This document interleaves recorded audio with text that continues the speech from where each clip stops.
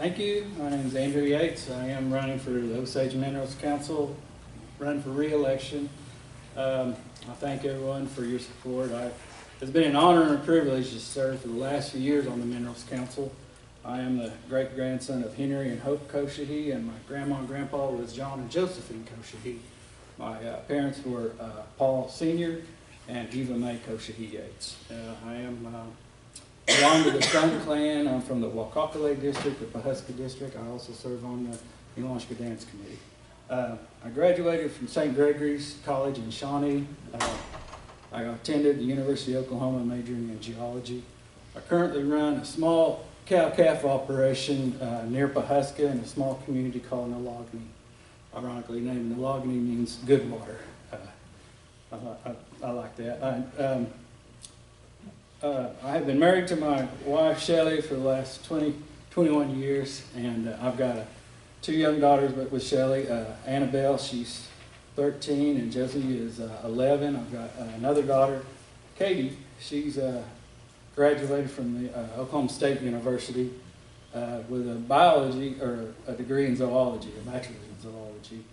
Very proud of her. She's one of the young up-and-coming Osages. She's that new demographic that we're going to have to deal with at some point, smarter and more educated, and I'm looking forward to it. So I have over probably close to 37 years experience in the oil and gas industry.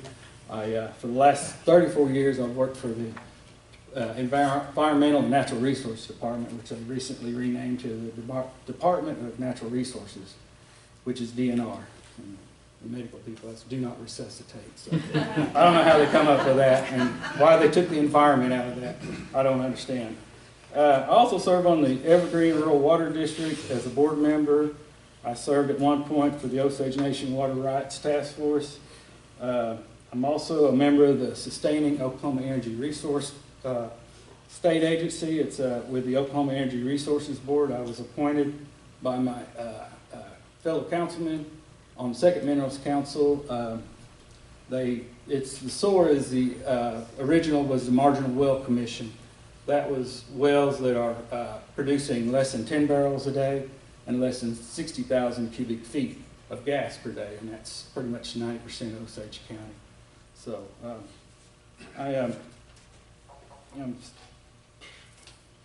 I remain dedicated to protecting the environment and looking at innovative and drilling and production methods to continue to develop the mineral state.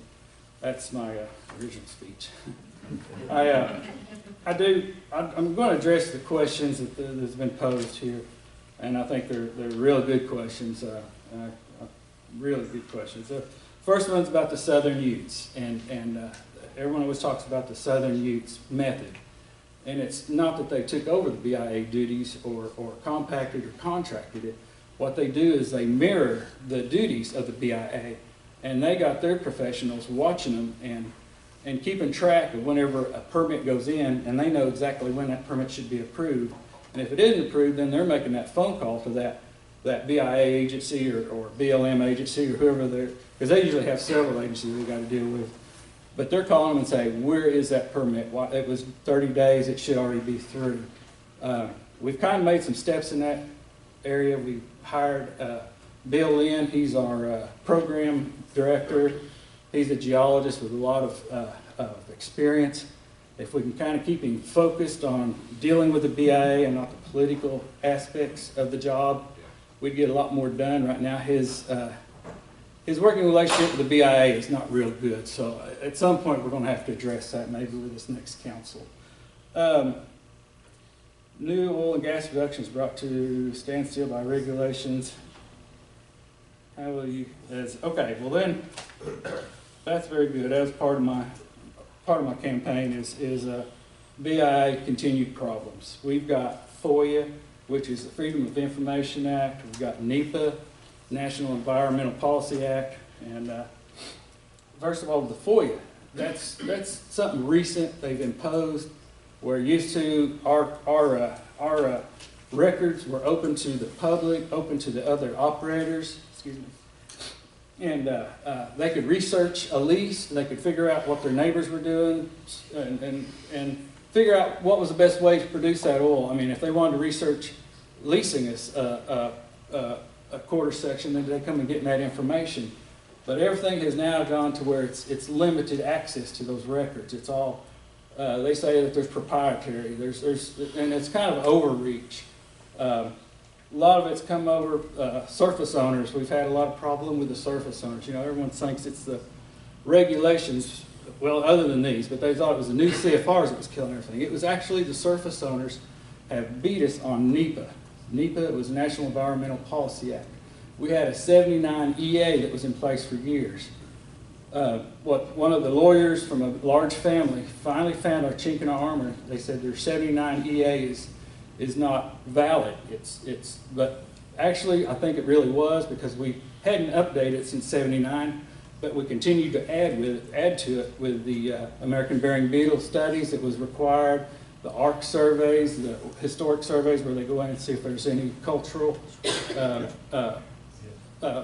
items to be found on the location. So I think we were valid, but we still hadn't done an environmental assessment since 79. So with that in place, we as the council, under the advisement of the BIA and our lawyers at the time, decided to surpass the EA and go to an EIS, which is more in depth. It's an environmental impact statement. It's more in depth, but we knew that we were still going to be fighting the same landowner, surface owner pushback. So we thought, the EA, they're going to say you didn't do enough. So we thought we'd do the EIS, which would show that we as a tribe were trying to protect the environment, which I support. So that's where we're at on the EIS and some of the pushback from the regulations. And you know, a lot of these regulations, like the FOIA, and they added a 30-day work period, or a public comment on the end of the workovers. And that's killing us too. And these aren't regulations. These are policies. These are things we can fight. And you know, if we could just get the proper people in on our council and move in a forward direction, but right now they're fighting with each other, and they're trying to deny that we even need to have to follow NEPA rules. And we do have to follow NEPA rules, because it says that any time there's a federal action, a nexus, that triggers NEPA.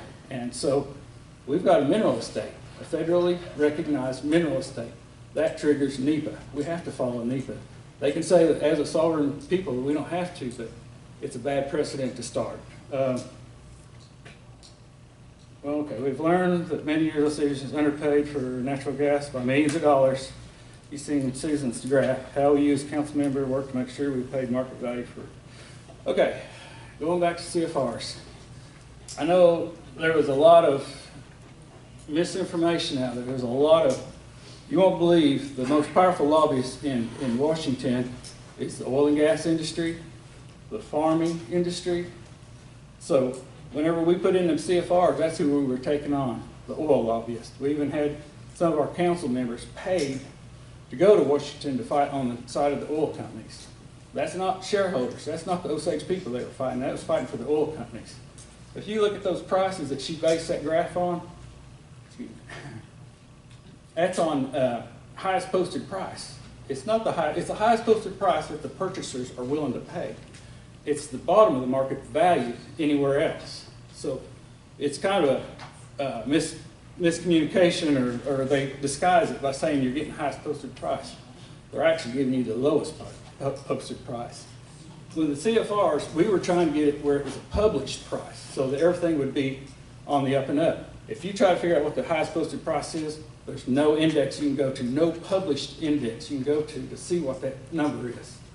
So we were trying to get NYMEX at Cushing, which is published price. They said, well, you can't get that because you don't take into account the transportation costs. Well, when we were doing negotiated rulemaking, we got enough records that we showed that 35 to 45% of people were getting NYMEX at Cushing. They call it bonus.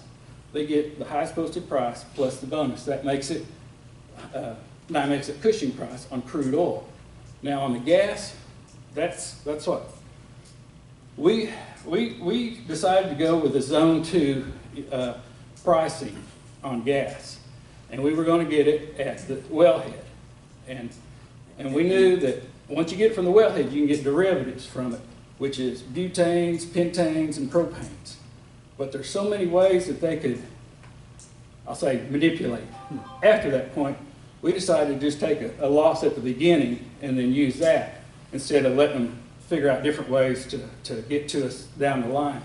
But that would be a published price, and that would have solved quite a bit of that price. That wouldn't be near the loss, and it may be what we lost, I'm not sure. But if we went with the new CFRs, that would have been not nearly as bad as what that is. And on the natural gas liquids, I don't know if you've, Scout Energy, someone mentioned Scout Energy. They're out of Dallas. They bought the Lynn Energy, which is a lot of our production now. That's the Naval Reserve, the Osage Hominy Unit, the Scheidler leases, and Scout Energy, they had the natural gas liquids coming out of Gray Horse. I don't know if anyone ever seen them. Probably not around here, but back home, we would see those tankers going out of Gray Horse 2 or 3 times a week, sometimes daily, with natural gas liquids. They shut down their plant. Why? I don't know, but that's a huge loss there. What we decided was on the natural gas liquids, we the negotiated rulemaking, we set a certain price. And we said, that's the price you're going to pay, fair market. But if it goes and shows that we're getting a lot more natural gas liquids off of that lease, then we left a clause that we could come back and renegotiate that price. We didn't shut the door on that because we knew that natural gas liquids is a huge market, and we didn't want to shut the door on just being fixed on one price. So that's the questions. Let me see what else we got. That's about it. March payments, $4,035, up $300 from December. Andrew Yates, number 10 on the ballot. I appreciate your vote. Yes, sir. Thank you. Thank you, sir.